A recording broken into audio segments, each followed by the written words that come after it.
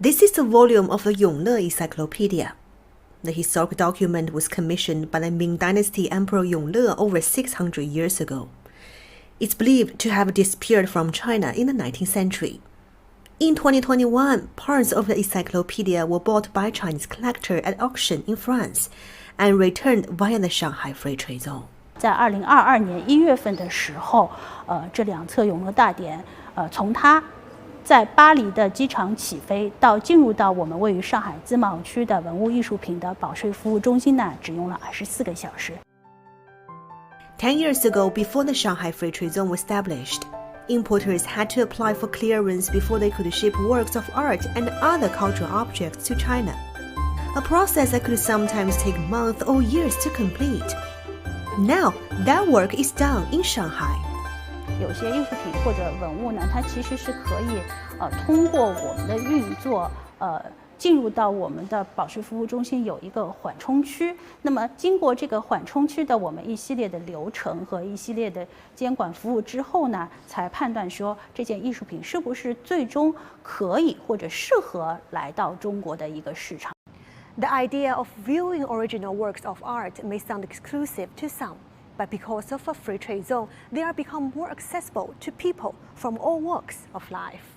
The establishment of the Shanghai Free Trade Zone has helped more international works of art to be seen in Chinese museums, galleries, and exhibitions.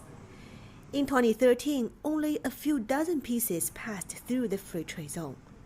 Last year, it was more than 6,000. 最近几年，就上海可能艺术品涌入的比较多，所以各种展会啊、画展也比较多。那么周末呢，可能我就会带着家人跟小孩子啊去那些画展，还有博物馆，可能去参观的次数也比较多一点。外国的一些高品质的一个展览也比较多。那么有时候会刷小红书啊，或者是抖音啊，然后就会看到有很多这样子的一个展览。Another significant change brought by Shanghai's Free Trade Zone is its boost to the city as an important financial center. Behind me, right across the Huangpu River, is Shanghai's financial district, Lujiazui. Over the past decade, foreign financial institutions moved to skyscrapers there to enjoy the benefits of Shanghai's financial reforms. Singaporean bank DBS China was among the first batch of financial institutions to set up a branch in the Shanghai Free Trade Zone. This is the license of Free Trade Zone sub-branch. The merit of having this sub-branch is that we can experience new business which you cannot do outside the Free Trade Zone. DBS arrived in China as early as in 1993, but business was limited at that time. The establishment of the Free Trade Zone allowed the bank to expand its practices, including RMB cross-border lending and cash pooling. As of the end of August this year, the number of accounts opened in DBS Free Trade Zone branch increased 7 times compared with the same period last year. In fact, when we started 10 years ago, of course, the scope is much smaller than today. There's also some constraints on the shareholding. But I think leveraging on the opening up of a financial market in China, we also took the opportunity to further expand our scope.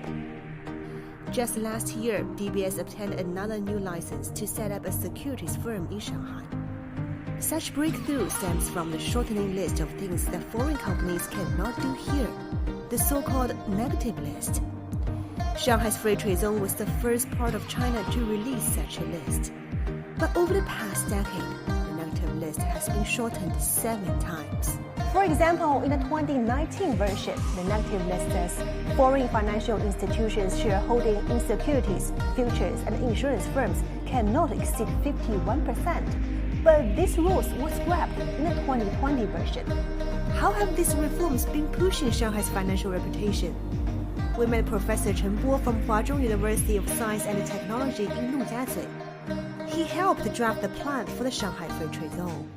If you are talking about the hardwares like the architecture, it looks like 10 years ago. But you're talking about the software, especially those kind of special business that they can operate nowadays compared with 10 years ago. Those financial institutes can tell you that they have a lot of new business to do, so they are very busy in their office handling billions of dollars every day. Professor Chen teaches economics in the central city of Wuhan. We follow him on his way to work. China actually doing many Over the past attacks. decade, Professor Chen has not only taught his students about the free trade zones, he's also been introducing China's economic reforms on the global stage.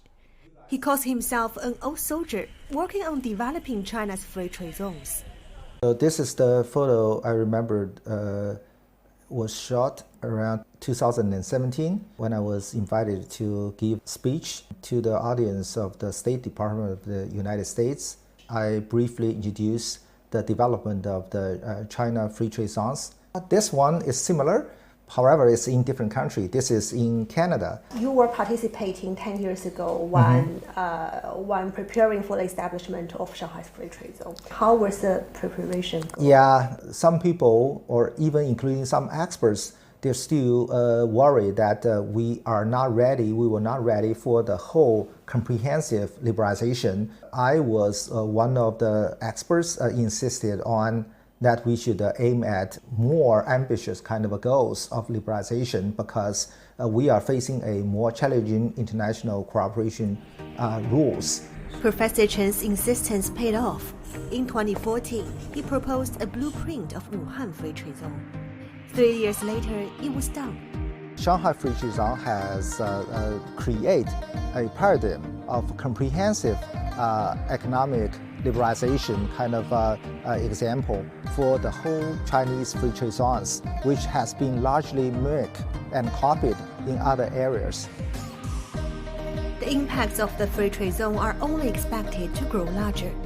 In a recent instruction on advancing the building of free trade zones, Chinese President Xi Jinping called for deeper reflection on the past decade of experience and greater efforts to improve the strategy driving them.